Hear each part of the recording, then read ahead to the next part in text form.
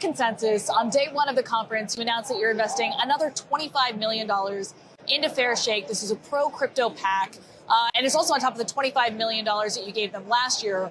Walk me through how you chose Fairshake and how this investment helps build towards your larger thesis. Look, it's incredibly important that the U.S. is competitive when it comes to the policy and regulatory environment in all things crypto. That's not where we have been, unfortunately.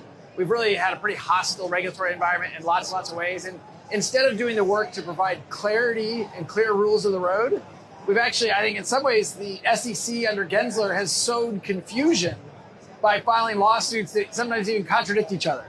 So for me, like supporting Fairshake even more and even signaling that we're going to continue to do this, it's really about getting people elected who are pro-crypto, pro-innovation, but also are focused on protecting consumers. We think by getting that right mix, we're really moving the whole agenda forward and catching up with what we've already seen in other economies around the world. So later today, RFK will be speaking. He's at virtually every event I go to. Meanwhile, you had Trump speaking at the Libertarian National Convention this past weekend in DC, saying very pro-crypto things. He's become more of the crypto candidate. Meanwhile, you've got Biden apparently softening his stance on crypto. At least that's a perception among those in the sector. It seems like crypto is more a part of the conversation than it's ever been before in this presidential election cycle. Any thoughts on that dynamic? I mean, look, it's a magical time to be alive as part of my reaction to that. 10 years ago when I first really got deeply involved in crypto, I couldn't have predicted kind of what we're seeing today. But it's also, I feel like, the inevitable march of progress. These technologies can improve so many ways in which transactions are settled, more transparency, more, faster, cheaper. And so to me, it's that forward progress. The fact that we have what should have been a bipartisan, broadly supported technology, somehow it became partisan. I really attribute that. Elizabeth Warren in particular kind of stood out and spoke, I think, misinformation and saying like, well, everybody doing crypto is doing bad things. And just nothing can be further from the truth. There's so many examples even here at this conference of incredible entrepreneurs building incredible tools that can improve the efficiency of how financial transactions work. And look, some of our financial system was developed 50, 60 years ago. It's time to bring it into the internet age for the benefit of consumers, for the benefit of businesses. And to fight that progression, that inevitable march of progression, to fight that, I think, is just silly. So I do think seeing it become a presidential topic, isn't that surprising to me? There's a lot of passion. I'm sure you felt it here as well. There's a lot of passionate people about this industry, and they will vote their mind. And I think that's important. Well, and there are a lot of polls that are indicating just that crypto is increasingly an issue that they care about. Voters in swing states are expressing more of an interest in the digital asset sector than before. We're also seeing a lot of pro-crypto legislation wind its way through Congress. So SAB 121 a couple of weeks ago, FIT 21 passing the House last week, seeing more Democratic support for these laws. Stablecoin legislation, people are more bullish on that than they have been in past years. But do we see these things get to the finish line, signed into law by the end of the year? How optimistic are you? If you were to ask me whether they get signed into law before the end of the year, I'm probably a little bit skeptical that it happens before the election.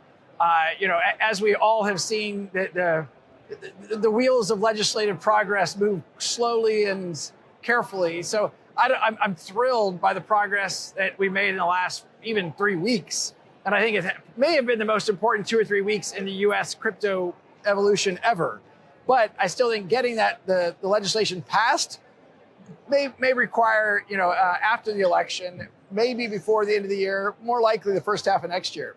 But again, I view this as very, very positive because the winds have changed in how the U.S. government is looking at this. And we haven't yet seen explicit decisions from the Biden administration, but you have seen, as you described earlier, a softening of some of the rhetoric coming out of this administration. And I think driven by the fact that people understand this is a topic people care deeply about, and frankly, the fact that it's become a little bit partisan.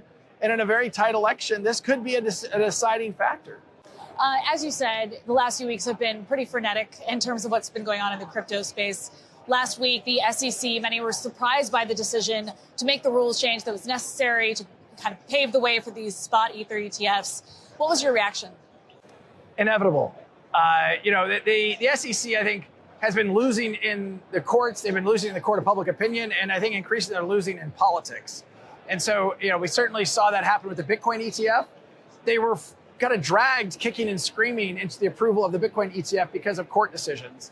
And so I think that they knew if they didn't support and approve the ETH ETF, that likely the same thing was going to happen. And so I think that's also a very positive thing. But the SEC lost on Capitol Hill with the vote on SAB 121. They obviously lost in the Ripple case. I think Gensler has, I think, had a misguided approach to how to regulate this industry, and he hasn't done the work that other countries around the world have done to provide that clarity, provide rules of the road and frameworks, whether it's the UAE, Japan, UK.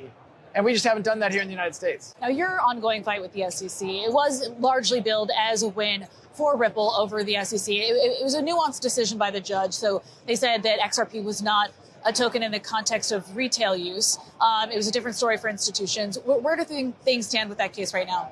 So right now, what the courts ruled and the judge said very clearly is XRP in and of itself is not a security. That's everything to us. That was, these are technologies that should be allowed to kind of breathe and thrive and grow. And to me, it's, again, the inevitable march of those technologies, the progress. The case between Ripple and the SEC, we feel like is largely resolved. Most of that went Ripple's way. There's one case that the judge decided when an institutional sales and something called an investment contract, because there's a contract around it, the contract could be a security. And it was deemed that those were unregistered security sales. And so we're in the final, let's say, half mile of that marathon. I think we'll see resolution hopefully this summer. The SEC asked for $2 billion in fines. My estimation is that'll be, certainly in the millions, not the billions. And I think it's, again, just a misguided to even come out and ask for that when there's no accusation or certainly findings of reckless behavior, fraud, or any of those things. The other settlements that they've done have been represented like maybe 1 or 2% of what's been involved. And so it's just kind of posturing, in my opinion. So you're getting into the business of stable coins. It's pretty crowded, $200 billion, the collective market cap, Tether, USDC, other players. Why now?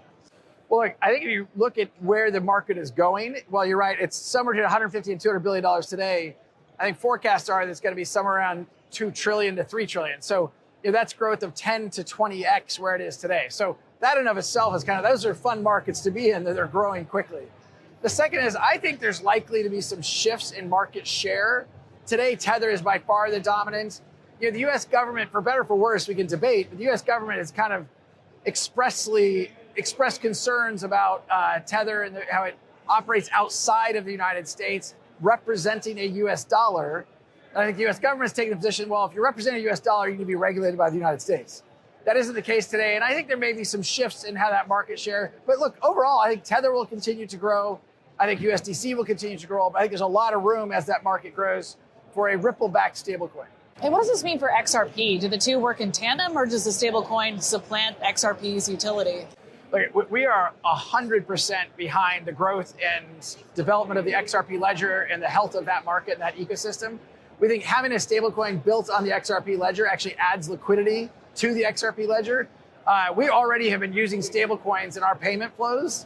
So this is just kind of a natural extension. We'll continue to absolutely prioritize XRP, but there's times and places where our customers want to see US dollar to US dollar using a Ripple stablecoin. We think makes sense in those flows. And when you say your customers, are you thinking about retail? Are you thinking about banks? Or are you thinking about, for a time you owned 30% of MoneyGram and you were very focused on international remittances. So who is the customer that you're looking at when you say that? All of Ripple's customers are B2B. We focus on selling blockchain infrastructure into financial institutions. Some that's on custody, that's on payments. We'll continue to really focus on being the leading enterprise-focused blockchain company in the industry. Do you want to go public? That's a good question. My pause is, look, today, sitting here, Gary Gensler is the chair of the United States SEC. I'm not really popular inside the offices of the SEC, as you might imagine. Well, the NYSE president was in that chair yesterday, and she said that she welcomed applicants from the crypto ecosystem, IPO markets heating back up. Lynn Martin, I think, is a progressive example of where we should be. That's not where Gary Gensler is. And so the SEC has to approve an S1. Going public in the United States for Ripple right now, I don't think makes any sense. I think Coinbase, as a public company in the United States, probably regrets that decision. We've looked at, would we consider going public outside the United States? That, of course, is in the possibilities. Right now, it's just not on our immediate term agenda. Last year at this time, I was talking to Coinbase about their Wells notice and legal fight with the SEC. It was a much different atmosphere with respect to crypto firms winding their way through bankruptcy court, a lot of criminal trials going on.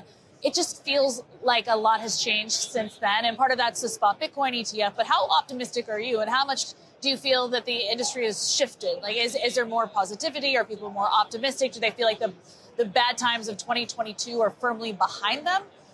Look, I think we're in a more realistic environment. To me, it's not about, optimism versus pessimism, or realism. And look, one of the amazing things, and I say things like it's just a magical time to be alive, the crypto industry is somewhere around $2.5 trillion. That's despite the fact all the headwinds you just described. That's despite the fact that key players have been toppled and some people are in jail. That's despite the fact that we've had all these problems.